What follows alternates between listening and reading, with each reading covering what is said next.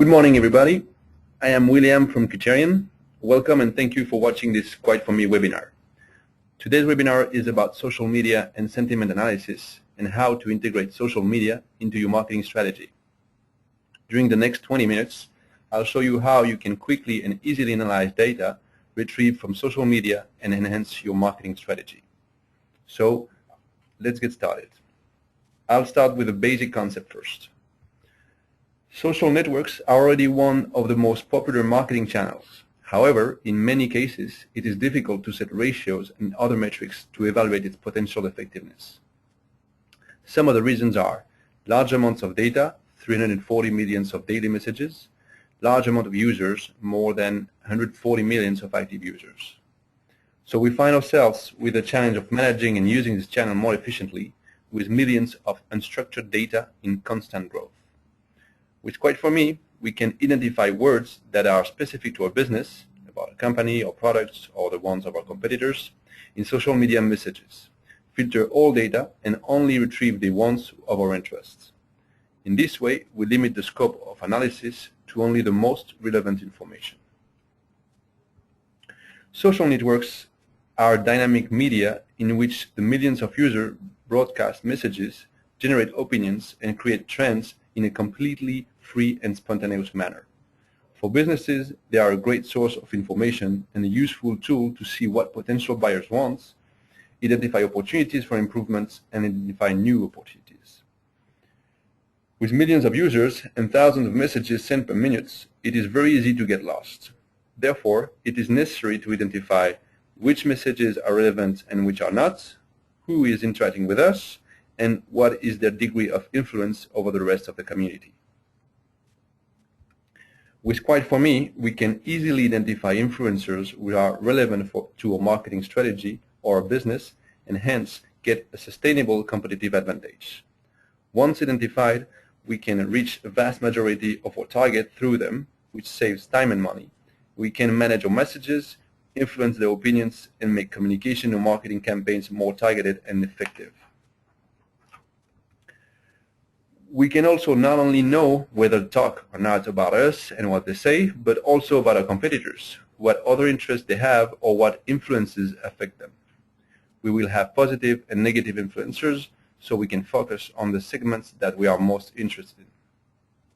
Now I will proceed to explain how we collect the information with Quite For Me.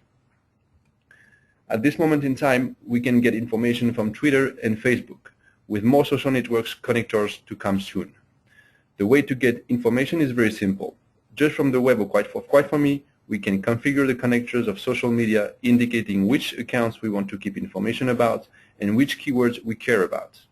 This provides great flexibility to the marketing departments without having to rely on IT. And remember, everybody can write their keywords they are interested in without needing an IT department. Now, let's look inside the data model of social media Quite For Me tables that interest us for this webinar. Our system is designed to store billions, yes, billions of records while providing a high response speed and agility. In the model of social media, there are three tables that we use for the analysis of this webinar. Tracks, where we store the keywords we are analyzing. Interactions, where we store the importance of the tweets and the feelings embedded, positive or negative, and to what degree, and tweets, the table that contains all messages related to the keywords identified. We have more tables with more information available that we will not showcase in this first webinar. They will be explored in subsequent webinars, so please stay tuned for our upcoming series of webinars. Let's have a look at the ease of use and possibilities of Quite For Me with a simple example. Let's pretend we are a telecom company. We will select 4 keywords of mobiles, and our goals will be to see what they think about us and our competition among the social networks, what is the degree of influence of the opinions and the feelings embedded in those opinions, to manage our online reputation and our plan of social media marketing. Let's get started. I'm going to move now to the application, the platform of Quite Analytics. So here is the platform. We have a database of social media. I can explore this database easily. You can see it has a number of data and tables in it. And you can see the three tables that I mentioned in the presentation: tweets, tracks, and interaction. In this database, we have data retrieved from only 3 hours ago, and we can see that 150,000 entries, which gives us an average of 50,000 entries per hour for our 4 keywords, which, although known, we selected iPhone, Android, BlackBerry, and Samsung Galaxy, are not trending topic. They are popular keywords, but not the most broadcasted in this period. So you could imagine the amount of data we can get in. So to see the influence, we will explore the interaction table. And we can see already that it begins to provide information about the table, such as its relationships with other contents and information fields. We can see the amount of data, the links with other tables, and the fields, what type and size those fields are, number of discrete value, which is the uniqueness of each field, number of fields, number of new records, and by doing this, we can already start to audit the quality of our data. Let's take now a closer look to the specific column, which is influence score range. And this field indicates the range of influence. We can look at the discrete values. So this field is divided into groups, and the largest possible value of influence is 100. And we can see here the classification. We can see that the number of messages with high influence is very small. We have 21 compared to 150,000 records. Okay. So you can immediately see the advantage of such an operation, as it greatly reduces the number of messages and highlight only the most relevant. We can, for the purpose of this demo, we can also use the one which are slightly less influential, 60 or more, and the consolidated number will give us a total of 911 records. We can drag them into the scratchpad for selection and further analysis, and we rename them as most influentials and influential. Sorry, I just have my main, I'm just close it down. Okay, sorry for that. So we have the most and influentials, and we also will create 2 separate groups, which are the influentials, not the most influential, sorry.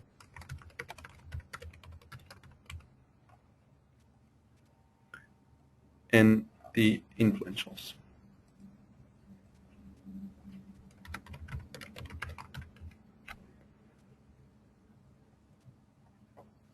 Okay, so now we will now proceed to analyze the influential messages according to the keywords. So let's go to the track table and select the track field. So we can see the number here, the number of times the keywords have been used in the message analyzed. iPhone is the most used one, followed by Android, BlackBerry, and Samsung Galaxy. So let's apply a filter for the most influentials. So let's drag and drop, just for comparison. Okay. So here we already have some data to analyze. We can look at the total from the general data and the specific filter applied about most influential users. We quickly can see that BlackBerry, with 1/3 of the mentions of iPhone, has the same number of highly influential messages. Perhaps users who speak about BlackBerry are more concentrated in high and low impacts. And let's expand a bit now by adding the messages more information than 60. So let's take the whole group. In this case, the distribution is apparently more standard, as the proportions are similar to the one from all the data. We can, of course, visualize the information in a different way in the graphical reports. There are several types of graphs available here. We can use whichever we like. In my case, I'll stick with it done it in 3D. And if we want to import it, or export it rather, this view into a document, we can easily do it with a print button. So what I will do now is I will use this graphic to obtain or segment my most influential users from different keywords. So I will take the one from iPhone and select it in the scratchpad as most or influential, sorry, iPhone. And I will do the same with all the others, and I will keep them in the scratchpad for further analysis. So same for Android.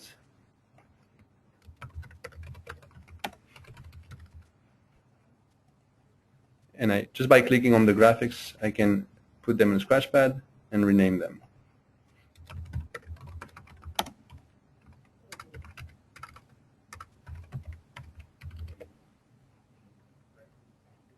And the last, which is Samsung Galaxy.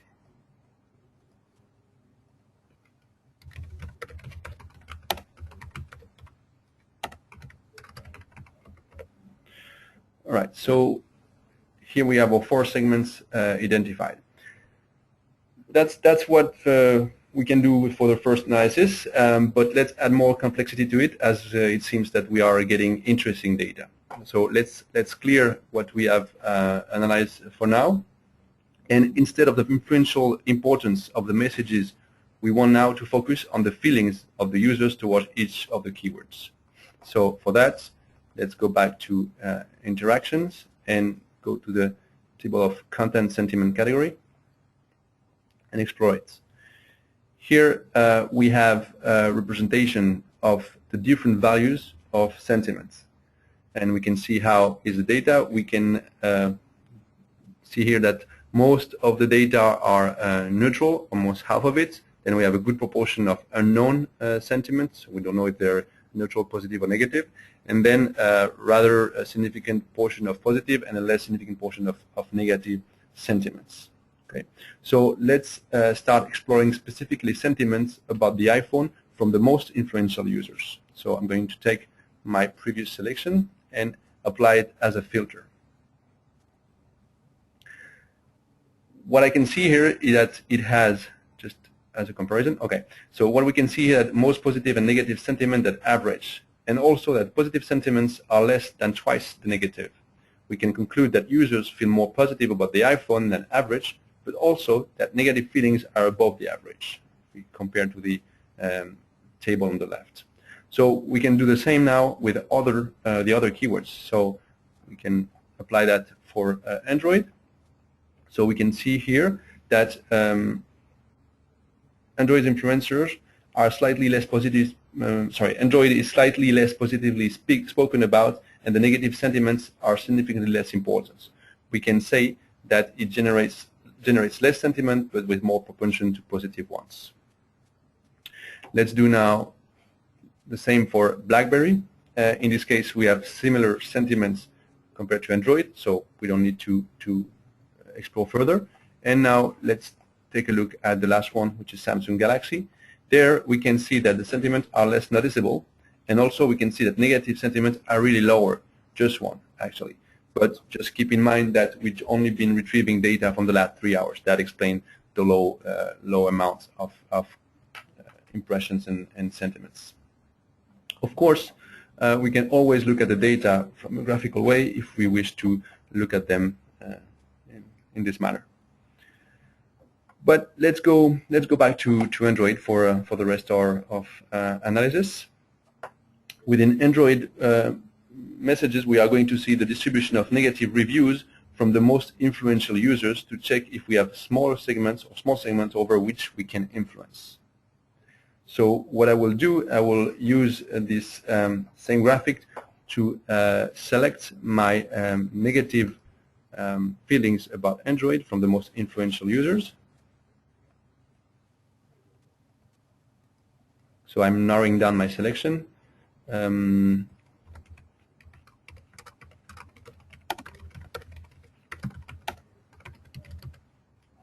while I'm at it, I will also select the positive sentiment about my most influential users from using the keywords Android.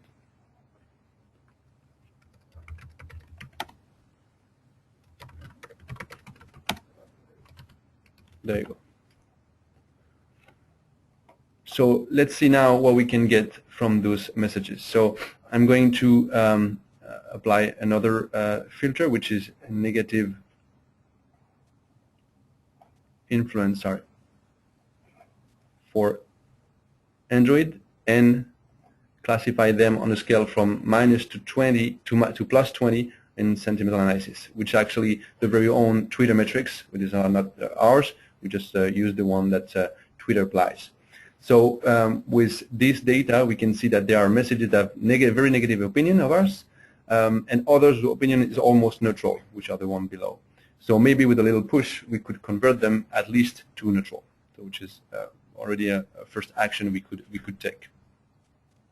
If we want now the names of the followers or users that are making those negative comments, we can just select the account name column, and in the discrete values are represented the different names of those users. Okay.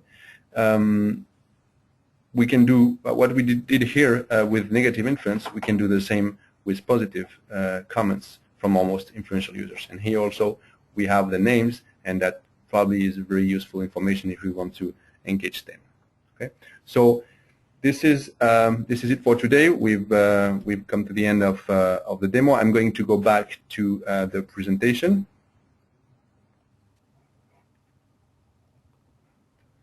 So basically, with this example, we've been able to explore all the data quickly and easily obtaining valuable piece of information that can help us to manage our online reputation. If we were marketing folks on Android, we would have found out among our most influential followers who have negative sentiment about us. We could also figure out why those followers are not happy about us, and we can decide what to do to try to influence their opinions, detect room for improvement in our customer service policies, product development, and so on. On the other hand, we could do the same with the highly influential followers who speak positively about us.